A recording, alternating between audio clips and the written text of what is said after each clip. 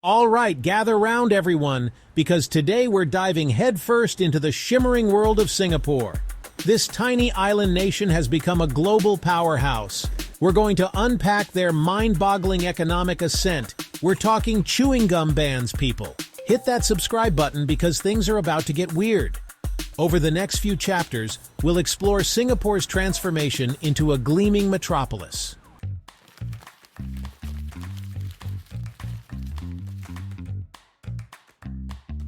Now let's talk money because, let's face it, that's what makes the world go round. And Singapore? They've rigged the carousel. They've somehow managed to become the financial epicenter of Southeast Asia, attracting more banks than a dog park attracts questionable smells. We're talking big dogs here. Wall Street wolves, European finance wizards, all setting up shop in a country smaller than Rhode Island. You know those "we're open for business" mats? Someone needs to alert Singapore that they may need to order the jumbo size. But it's not just traditional banks flocking to Singapore. The place is also a hotbed for fintech startups. Imagine a petri dish filled with venture capitalists hopped up on caffeine and the promise of obscene profits. That's basically Singapore's fintech scene. So, what's the secret sauce, you ask? Well, for starters, Singapore boasts a business-friendly environment that's smoother than a freshly waxed dolphin. Low taxes, efficient regulations, and a government that seems to genuinely want businesses to thrive. It's enough to make a cynic like me question everything.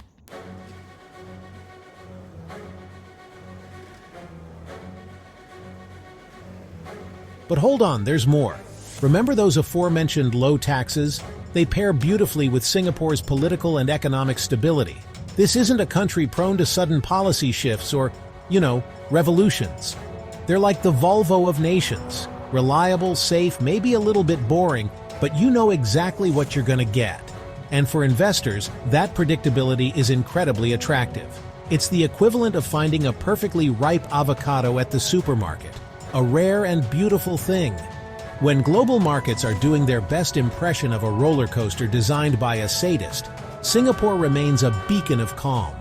This stability, coupled with a highly skilled workforce and a strategic location at the heart of Southeast Asia, has cemented Singapore's place as a financial powerhouse.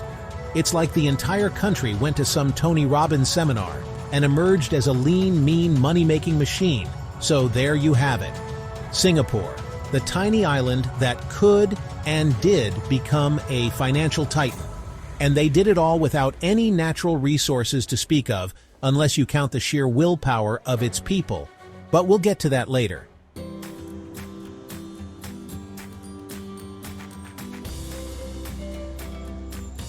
Now let's talk about a number that'll make your eyes water. $70,000. No, that's not the price of a decent used car in this economy.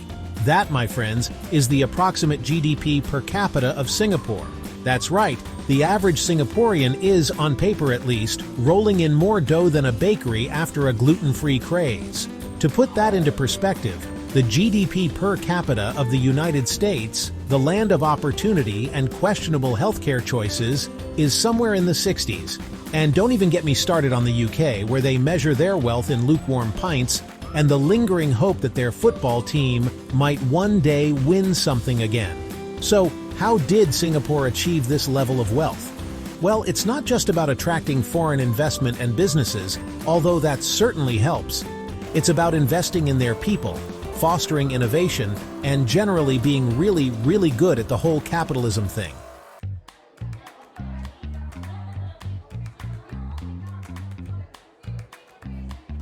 Singapore has long understood the importance of education. They pump money into their education system like it's going out of style, creating a highly skilled and educated workforce that can compete on a global scale. It's like they took all the best bits of Asian and Western education systems, chucked them in a blender with a side of kiasu, that's Singaporean for fear of losing, and out popped an education powerhouse. But it's not just about churning out graduates who can code in their sleep and recite economic theory backwards. Singapore also understands the importance of social mobility, ensuring that everyone, regardless of background, has a chance to climb the economic ladder. It's not a perfect system, mind you, but it's certainly more meritocratic than a lot of other places. Of course, all this success comes at a price. Singapore's government isn't exactly known for its laissez-faire approach. They play an active role in the economy, sometimes to a degree that would make even the most ardent socialist blush. But hey, whatever they're doing, it seems to be working.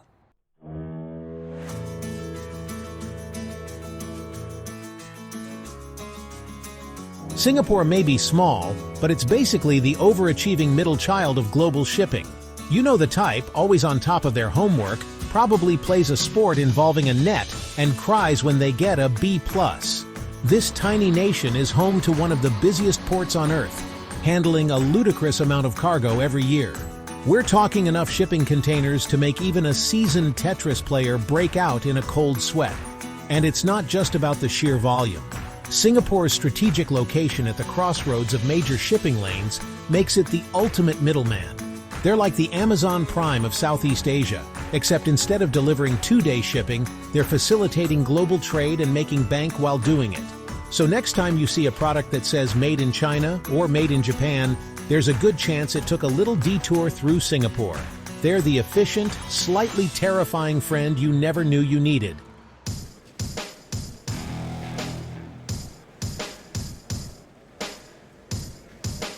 Now you might be thinking, John, why Singapore? Why not, say, a giant inflatable ducky in the middle of the Pacific? And to that I say, first get some help with your interior decorating choices. But also geography, my friend. Singapore sits right smack dab in the Strait of Malacca, a narrow passageway between the Indian and Pacific Oceans. It's basically the shipping equivalent of the M25, but instead of being filled with angry commuters, it's teeming with cargo ships carrying everything from iPhones to inflatable ducks. This prime real estate means that any ship wanting to travel between Europe and Asia has to pass through Singapore's watery doorstep. It's like having a toll booth on the world's busiest highway, except instead of charging a few bucks, Singapore gets to be a global economic powerhouse. So, while other countries were busy arguing over land borders, Singapore was busy building a maritime empire, one container ship at a time. It's a classic tale of strategic planning and also, being in the right place at the right time.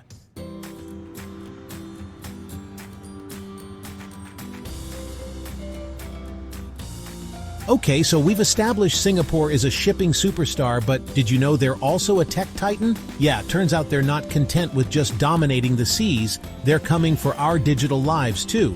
We're talking massive investments in artificial intelligence, biotechnology, and those fancy smart cities everyone keeps talking about. The ones with self-driving cars and trash cans that empty themselves? Yeah, Singapore is basically living in the future, while the rest of us are stuck with dial-up internet and that weird smell in our refrigerators. And they're not just throwing money at the problem, though they are definitely doing that too. They're attracting top talent from around the world, because who wouldn't want to live in a tropical paradise that's also a technological wonderland? It's enough to make you want to pack your bags and move to Singapore, learn to code, and maybe finally figure out what blockchain actually is.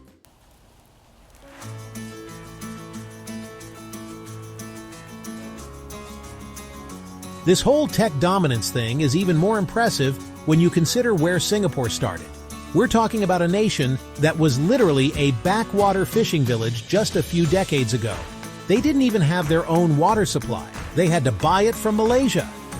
But then something amazing happened. Singapore decided to embrace the power of innovation. They invested heavily in education, infrastructure, and research, turning themselves into a global hub for technology and entrepreneurship. It's like that kid in school who everyone thought was a lost cause, and then they suddenly blossom into a Nobel Prize-winning astrophysicist. Except instead of a Nobel Prize, they got a thriving tech sector and a reputation for being the coolest kid on the global block. So the next time someone tells you that size doesn't matter, just point them towards Singapore. They're proof that with a little ingenuity and a lot of hard work, even the smallest nation can achieve technological greatness.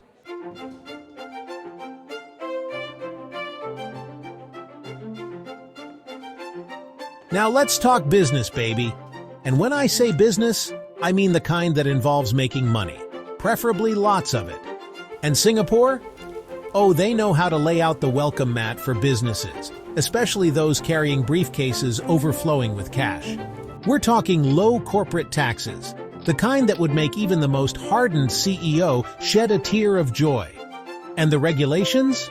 Streamlined to the point where you'd think they were designed by a team of ninjas trained in the art of bureaucratic efficiency. But it's not just about the tax breaks and red tape, or lack thereof. Singapore boasts a stable political system, a rock-solid legal framework, and a workforce that's more educated than a room full of philosophy professors after a triple-shot espresso. It's basically the business equivalent of a five-star hotel, except instead of room service, you get government incentives and a front-row seat to the Asian economic miracle.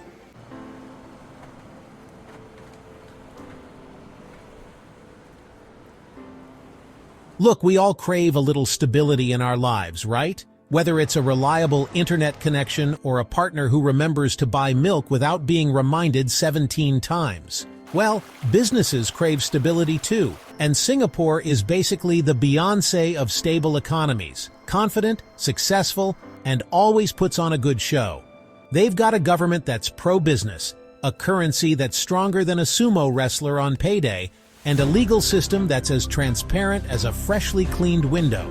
And in the topsy-turvy world of global economics, where uncertainty lurks around every corner like a particularly aggressive pigeon, that kind of stability is more valuable than a golden goose that lays Fabergé eggs.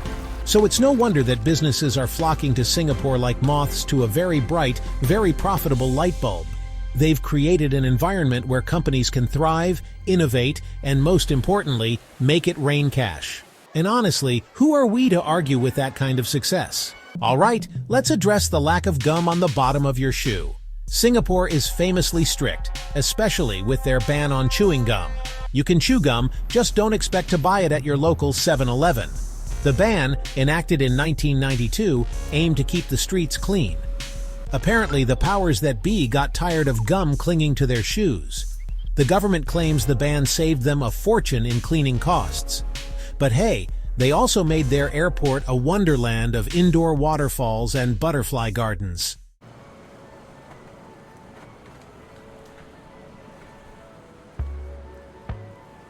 Now, you might think that this draconian law would be met with mass gum-chewing protests, a la Tiananmen Square. But surprisingly, Singaporeans took it in stride. Perhaps they were just happy to have sidewalks free of that sticky menace. Or maybe they were too busy enjoying their country's ridiculously high standard of living to care. Over time, the government slightly relaxed the rules. In 2004, they struck a deal with the devil, or rather Wrigley's, allowing the sale of sugar-free gum. Suddenly, dentists across the island nation rejoiced.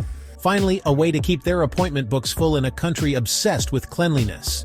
However, don't think you can just waltz into a shop and demand your extrapolar ice. Oh no, my friend, you need a prescription from a doctor or dentist.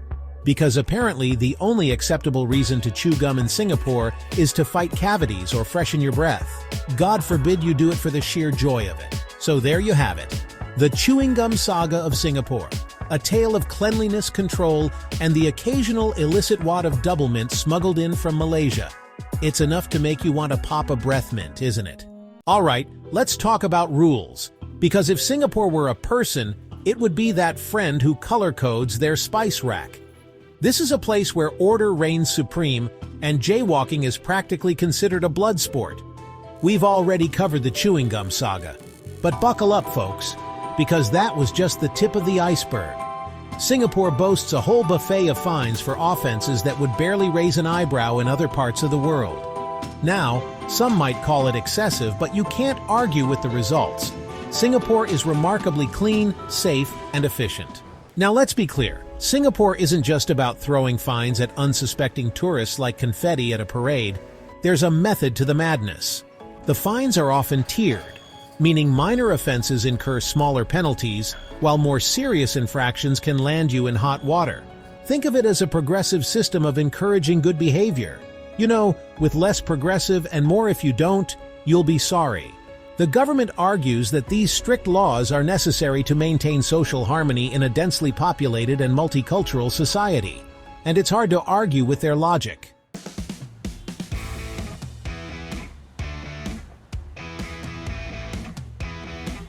Let's move on to Singapore's incredible cultural diversity. Singapore is a vibrant mix of ethnicities, languages, and traditions. It's like a delicious, spicy laksa, a flavorful fusion. The country recognizes 4 languages: English, Mandarin, Malay, and Tamil, reflecting its blend of Chinese, Malay, Indian, and Eurasian communities. Hawker centers offer a smorgasbord of culinary delights, from Hainanese chicken rice to Malay nasi lemak and Indian roti prata. Now, achieving this level of cultural harmony in such a small space doesn't happen by accident. It's the result of a deliberate effort by the government to foster inclusivity and tolerance. Racial and religious harmony is enshrined in the Constitution. This isn't to say that Singapore is a utopia devoid of any social issues, but the government is committed to addressing these challenges, and this commitment is reflected in the everyday interactions of Singaporeans. Their shared identity as Singaporeans transcends any cultural differences.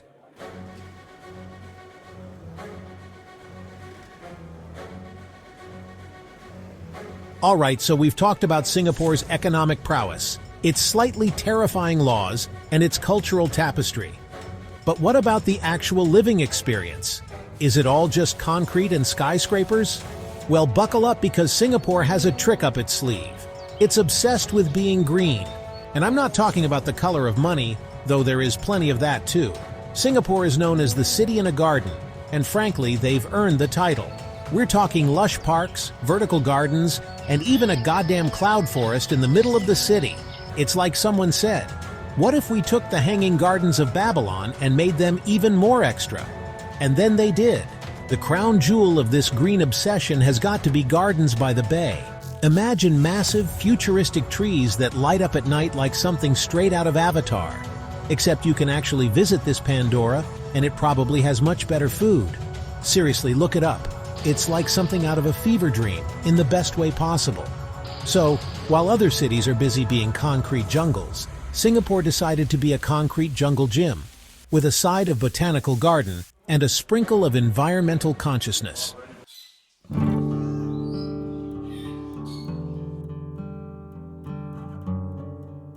Now you might be thinking, sure, fancy gardens are nice, but what's the point? Well, apart from the obvious benefits like cleaner air and a break from the urban sprawl, these green spaces are actually a key part of Singapore's strategy. They're not just for show, they're a vital part of making the city livable, sustainable, and frankly, more appealing to live and work in. Think about it. If you're a high-flying executive deciding where to set up shop, wouldn't you rather be in a city with actual greenery and a commitment to the environment? It's good for business, good for the planet, and it's a heck of a lot more pleasant to look at than another concrete monstrosity. Singapore's dedication to green spaces isn't just about aesthetics, it's about creating a better quality of life for its citizens. It's about recognizing that humans need nature, even in the heart of a bustling metropolis. It's about understanding that a healthy environment and a healthy economy go hand in hand. So next time you think about Singapore, don't just picture the skyscrapers and the financial district. Picture the super trees, the parks, the gardens. Picture a city that's as committed to its green spaces as it is to its greenbacks.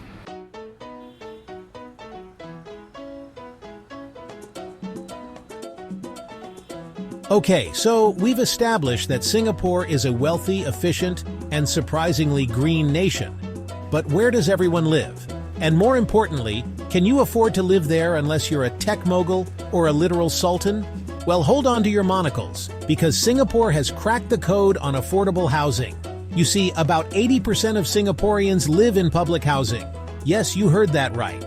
Not just a few lucky ducks, but the vast majority of the population. Now, before you conjure up images of dreary Soviet-era apartment blocks, let me stop you right there. Singapore's public housing is, dare I say it, actually quite nice. We're talking spacious apartments, well-maintained buildings, and even amenities like playgrounds, community centers, and hawker centers within walking distance. It's like living in a self-contained mini-city, with everything you need right at your doorstep. It's almost enough to make you want to move there yourself. Almost. I mean, have you seen the humidity? It's like walking through a warm soup, and not the delicious kind. Now I know what you're thinking. This sounds too good to be true. What's the catch? You have to be eligible, usually a Singaporean citizen or permanent resident. Public housing provides affordability and security unheard of in other major cities. Imagine not choosing between rent and eating. You can save for a down payment or even a vacation, thanks to their robust public housing system. It's about affordability and building a sense of community. It fosters a sense of shared identity and social cohesion. Singapore's public housing is a shining example of prioritizing citizens' needs.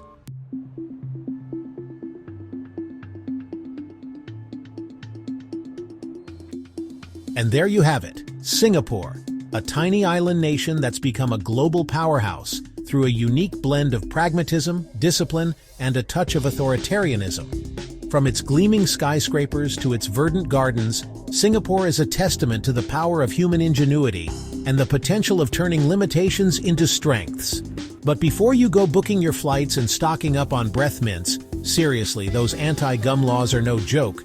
Remember that Singapore's story is just one example of the many fascinating and complex nations out there. So stay curious, keep exploring, and don't forget to like, subscribe, and hit that notification bell for more deep dives into the world's most intriguing countries. And if you made it this far, congratulations! You deserve a medal, or at least a sticker. Consider yourself virtually stickered. Now go forth and impress your friends with your newfound knowledge of Singapore.